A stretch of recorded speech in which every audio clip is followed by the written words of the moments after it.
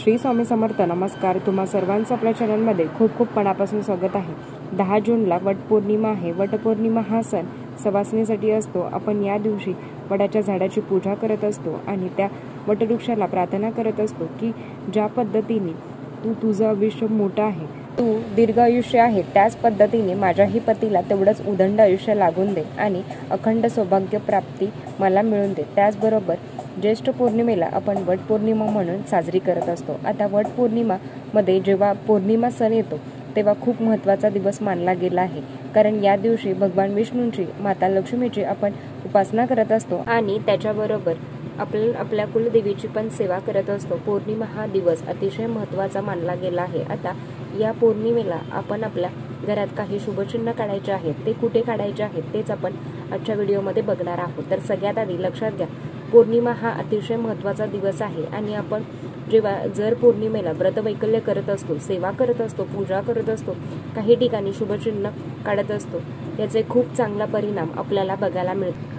आता चांगला परिणाम म्हणजेच काय, तर तुम्ही धनवान व्हाल, तुम्ही श्रीमंत व्हाल. मला असं अजिबात म्हणायचं नाही आहे, पण हो, जे काही तुम्हाला मी चिन्ह सांगणार आहे तर ते नक्कीच तुमच्या घरात सात्विकता घेऊन येईल, तुमच्या घरात शुभ कार्य घडेल आणि तुमच्या घरातील वातावरण हे नेहमी प्रसन्न राहण्यास मदत होईल. आता हे शुभचिन्ह काय आहे, तर हे आहे स्वस्तिक. हो, स्वस्तिक हे शुभतेचे प्रतीक आहे, मंगल्याचे प्रतीक आहे.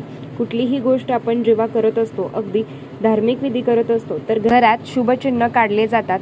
त्यातमध्ये स्वस्तिक हे खूप महत्त्वाचं मानलं जातं. आपण अगदी देवाचा कलश जरी भरून ठेवला तरीही आपण त्याच्यामध्ये स्वस्तिक काढत असतो. आपण घरात तुम्ही कलशाची पूजा करा किंवा वास्तुशांती करा तरी सुद्धा आपण स्वस्तिक काढत असतो. प्रत्येकजण आपल्या घराच्या बाहेर स्वस्तिक काढत असतात. का काढत?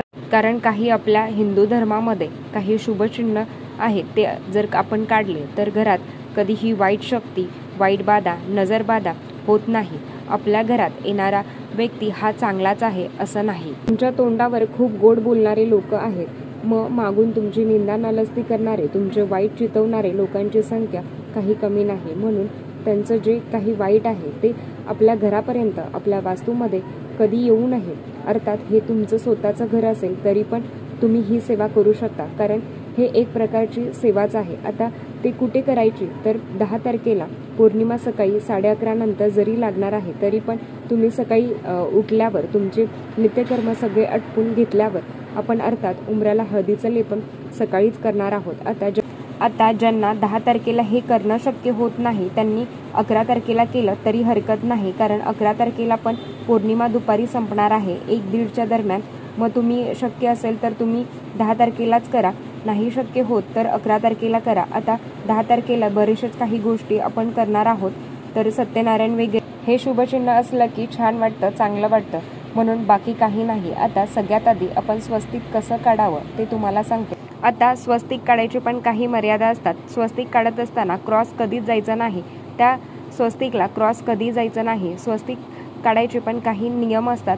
आपण जेव्हा मधला जो केंद्रबिंदू आहे तिथूनच स्वस्तिक काढायची सुरुवात करावी. स्वस्तिक काढत असताना तुम्ही कुंकवाने काढावं, थोडंसं पाणी घ्यावं कुंकवामध्ये, त्याने तुम्ही स्वस्तिक काढू शकता. आणि स्वस्तिक काढल्यावर 4 टिंब ठेवायला विसरायचे नाही.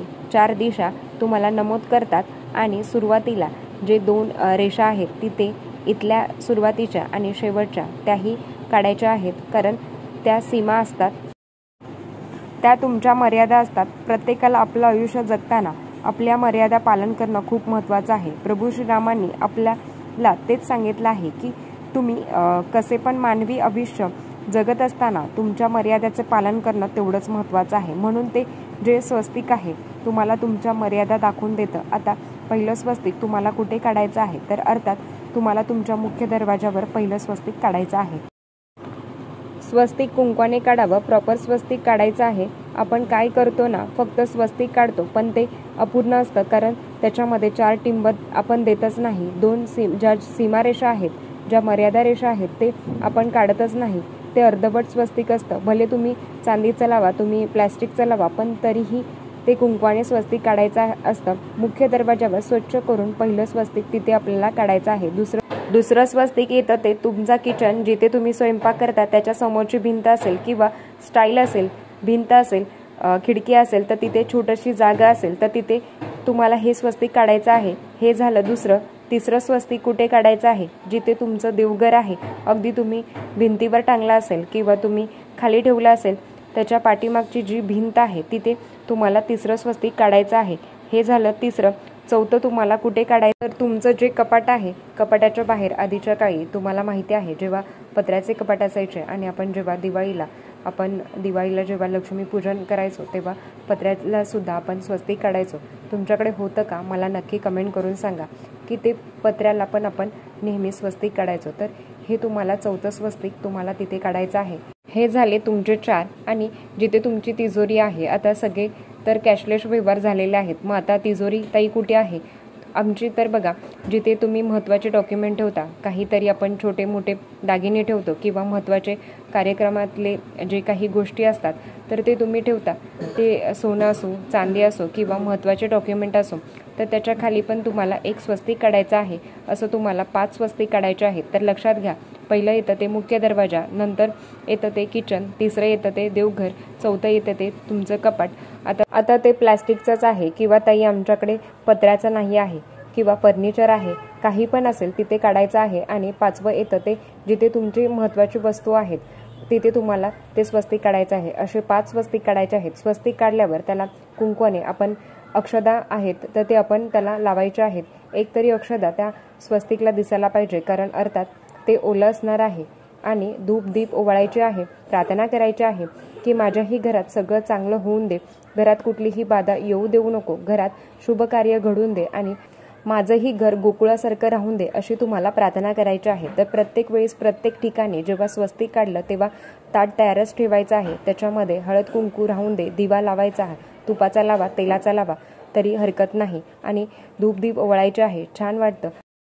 आता हे सगळं करून तुम्ही बघा श्रीमंत व्हाल, तुम्हाला रातोरात पैसा येईल. मी असं अजिबात म्हणत नाही, पण हो छान वाटतं, सात्विकता येईल. कारण ह्याच दिवशी आपण व्रतवैकल्याबरोबर सत्यनारायण करणार आहोत. बरेचसेच असे छान गोष्टी किंवा सेवा आपल्याकडून करणार आहोत. तर सुरुवात या स्वस्तिकने तुम्हाला करायची आहे. तर नक्कीच तुम्ही कराल. अर्थात मासिक धर्म असेल तर आपल्याला मुलीकडून करून घ्या, मिस्टरांकडून करून घ्या, कोणीही सेवा करू शकता. स्त्री जात, ताई मी प्रेग्नेंट आहे, तुम्ही स्वस्तिक काढू शकता. किंवा ताई मी विधवा आहे, तर बाई जोपर्यंत जिवंत असते तोपर्यंत ती सवासनी असते. तुम्ही सगळ्याजणी या सेवा करू शकता. अर्थात जर तुम्हाला मासिक धर्म असेल तर तुम्ही तुमच्या मुलाकडून कोणीतरी असेल त्यांच्याकडून करून घ्या. आपल्याकडून नाही झालं तरी आता ज्यांना 10 तारखेला करणं शक्य होत नाही, तर ताई नाही झालं तर 11 तारखेला 1:30 वाजेपर्यंत पौर्णिमा असणार आहे, तर त्याच्या आत तुम्ही केलं तरी चालेल. पण जर तुम्ही 10 तारखेला केलं तर अजून भारी वाटेल. बाकी तुमची इच्छा. तर ठीक आहे, आजच्यासाठी इतकंच. आजचा व्हिडिओ इथेच थांबवते. आवडला असेल तर लाईक शेअर सबस्क्राईब. परत भेटूया अशाच नवीन व्हिडिओसोबत. तोपर्यंत धन्यवाद. श्री स्वामी समर्थ.